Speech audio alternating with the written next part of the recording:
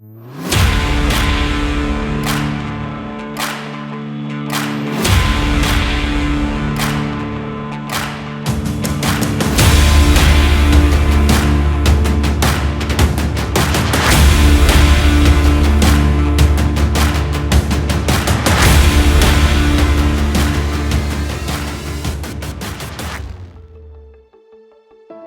जैसा कि हम जानते हैं, एक नदी है, स्थिर, अथक और अक्सर इसे हल्के में लिया जाता है। लेकिन आश्चर्यों के एक छोटे, हलचल भरे बाजार में अमीन नाम के एक बच्चे ने इसके प्रवाह को मोड़ने का एक तरीका खोज लिया। यह एक इच्छा, समय की कीमत और उस प्रेम के बारे में एक कहानी है जो हमें दुनिया से बांधता है।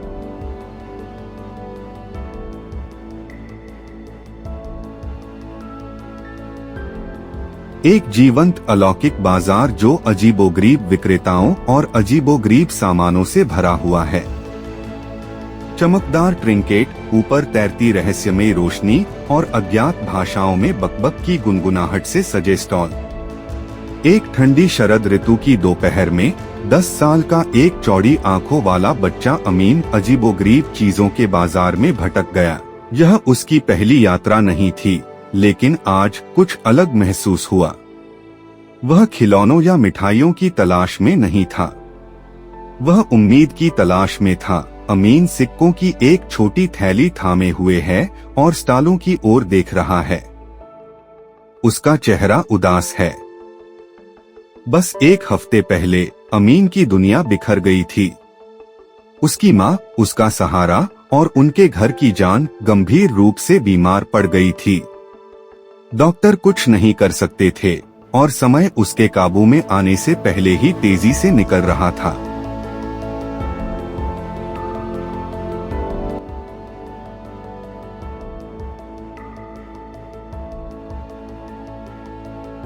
अजीब कलाकृतियों से सजी अलमारियों वाली एक मंद रोशनी वाली स्टॉल। अमीन की नजर एक सुनहरे रेत घड़ी पर टिक जाती है, जिसकी रेत सितारों की धूल की तरह चमक रही है। विक्रेता कहता है, तुम्हारी नजर अच्छी है बच्चे। यह टाइम कीपर की रेत घड़ी है। यह एक इच्छा पूरी करती है, लेकिन सिर्फ एक निश्चित समय के लिए। अमीन धीरे से पूछता है, यह कैसे काम करता है? विक्रेता करीब झुकते हुए कहता है, इसे पलटो, अपनी इच्छा बताओ और समय तुम्हारी इच्छा के अनुसार बदल जाएगा। लेकिन सावधान रहो बच्चे, समय के साथ खिलवाड़ नहीं किया जा सकता। अमीन के कांपते हाथ सिक्कों की थैली को रेत घड़ी से बदल देते हैं।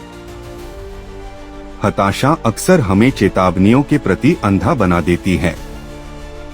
अमीन ने विक्रेता की चेतावनी नहीं सुनी, या शायद उसने सुनना ही नहीं चुना।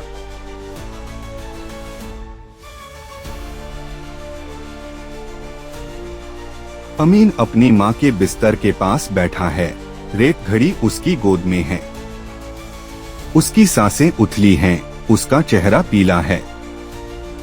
अमीन फुसफुसाते हुए, आंखों में आंसू भरकर, मुझे बस तुम्हारे साथ और समय चाहिए। वह रेत घड़ी को पलटता है। चमकती रेत गिरने लगती है और कमरे में एक हल्की चमक भर जाती है। एक फुसफुसाती हुई इच्छा के साथ समय अपने आप धीमा होने लगा। अमीन की खिड़की के बाहर की दुनिया धुंधली हो गई। उसके किनारे नरम और असली लग रहे थे।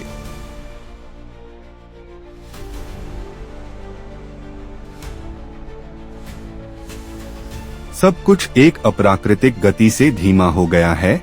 घड़ी की टिक टिक, पर्दों की सरसराहट, यहाँ तक कि उसकी माँ की सांसें भी। अमीन मुस्कुराता है जब वह उसकी सांसों को स्थिर देखता है। पहले तो ऐसा लगा जैसे अमीन की इच्छा पूरी हो गई हो।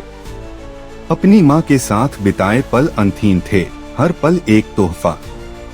अमीन अपनी माँ से बात करने की कोशिश करता है, लेकिन उसकी आंखें बंद रहती हैं।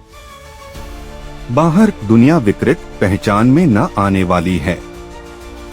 अमीन चिंतित, माँ, क्या तुम मुझे सुन सकती हो? लेकिन समय प्यार की तरह अलगाव में नहीं रहता। किसी के प्रवाह को धीमा करने का मतलब है उसे दुनिया से अलग करना।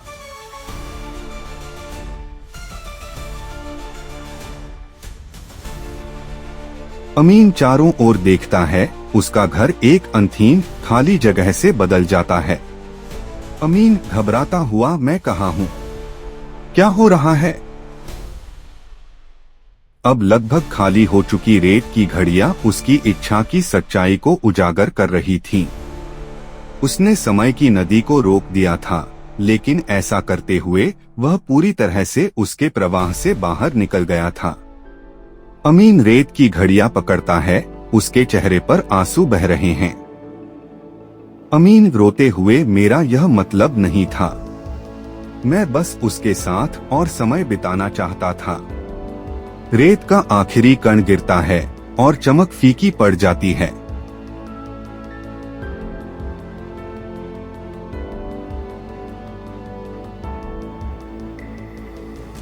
अमीन अपनी माँ के पास उठता है।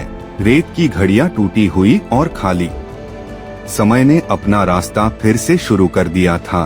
रेत की घड़ियां अब एक बेजान अवशेष बन गई थीं। लेकिन कुछ अलग था। उसकी माँ हिलती है और कमजोरी से अपनी आंखें खोलती है। उसकी नजर अमीन से मिलती है। माँ हल्की मुस्कान के साथ, अमीन तुम यहाँ हो। अमीन ने उसका हाथ पकड़ लिया। अब उसके आंसू कृतज्ञता के थे। अमीन फुसफुसाते हुए, मैं यहाँ हूँ माँ, मैं यहाँ हूँ।